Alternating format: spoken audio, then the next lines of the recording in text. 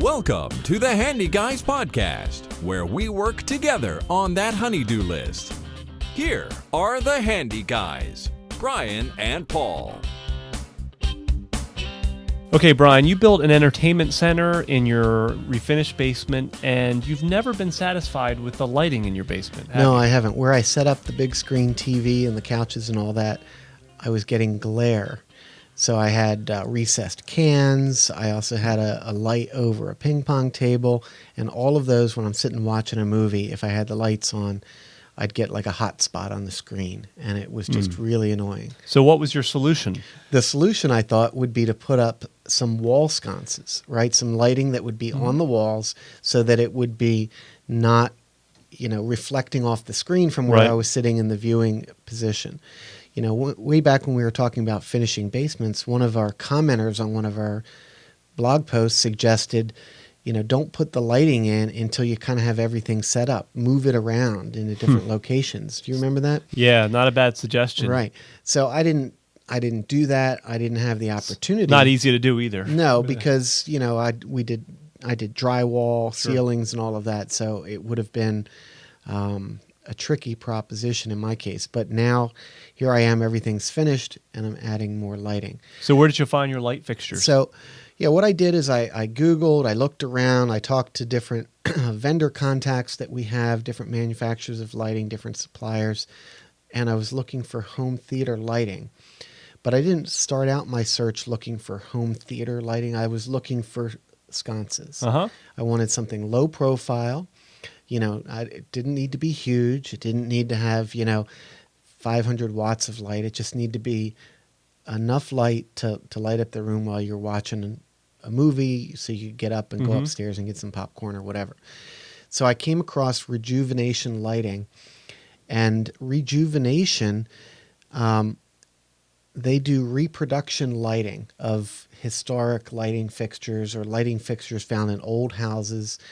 And they had an Art Deco style wall sconce that looked like it came out of, a 1940s, 1930s, Typical movie style. theater. Right, typical Right? style for the older movie theaters. And they didn't advertise it as a home theater light or anything. It was just one of their wall sconces that was a reproduction of something.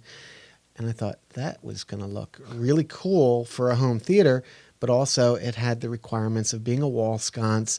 It didn't stick out real far from the wall. So I contacted them. I said, would you like us to highlight this on one of our shows? We can show it off. And they said, sure. So here we go. We've got a couple of lights from Rejuvenation.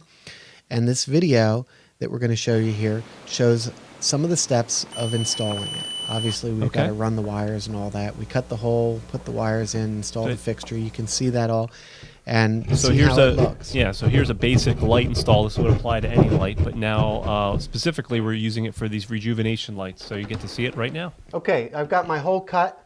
Earlier, I fished a wire into the wall. So now I just need to reach in there and find it. Very good.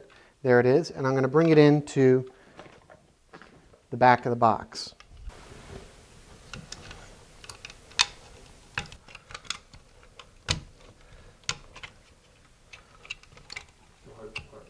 That's the hardest part. Okay, now that I got my wires in the box, I've already stripped off the main sheathing of the Romex. I'm going to put my box in.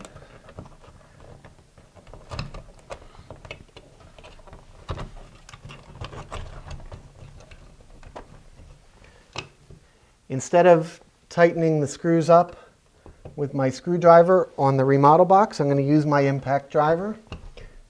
You could use a cordless drill. This really speeds the process up. Don't need to make them tight, just snug. Very good. Now I'm going to prepare the box for the fixture. I'm going to strip off a little bit of the casing on the wire to accommodate the wire nut. Then I've got a fixture bracket I need to install. If you're working on wires that are potentially live, you would want to use a tester such as this that will chirp if the wires are live. But in my case, my wires are dead.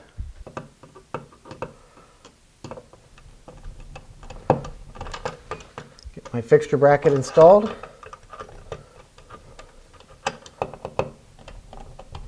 I'm going to finish that up with my cordless.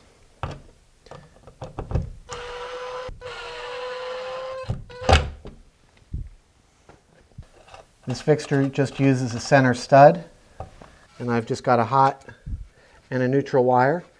In this case, it's going to be black to black, white to white. 2 wire nuts and attach the fixture, and I'm done. None of them did, huh?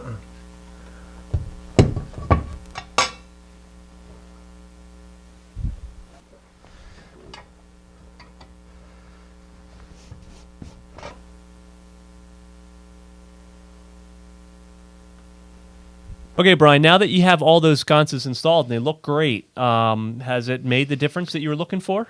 Absolutely. The one thing I don't like is where I have the switch for it, but it was convenient for me to do the switch install at that particular location, given, what was finished and what was unfinished in my basement and running the wires and all of that.